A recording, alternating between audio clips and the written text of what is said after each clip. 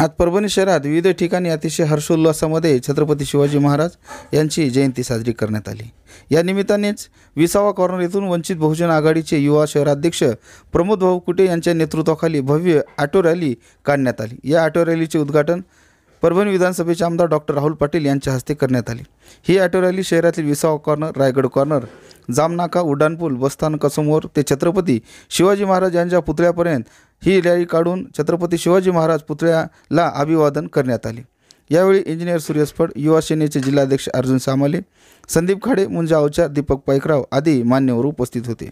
यावेळी वंचित बहुजन आघाडीचे पदाधिकारी मोठ्या संख्येने उपस्थित होते।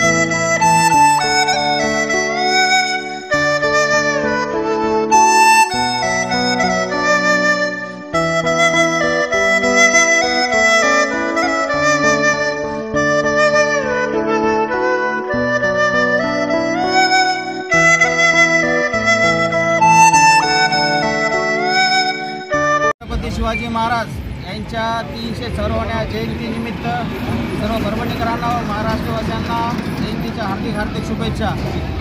युवक वंचित बहुजन आघाडीच्या वतीने दरवर्षीप्रमाणे याही वर्षी विसावा कॉर्नर या ठिकाणाहून ऑटो रॅली काढण्यात येते। हे येता 11वे वर्ष आहे।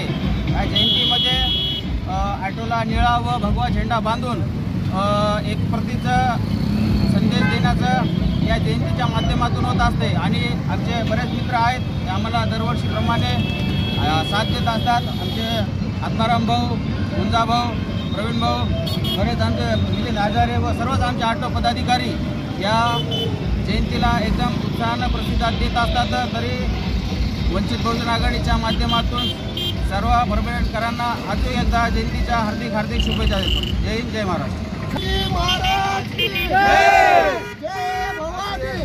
शिवाजी।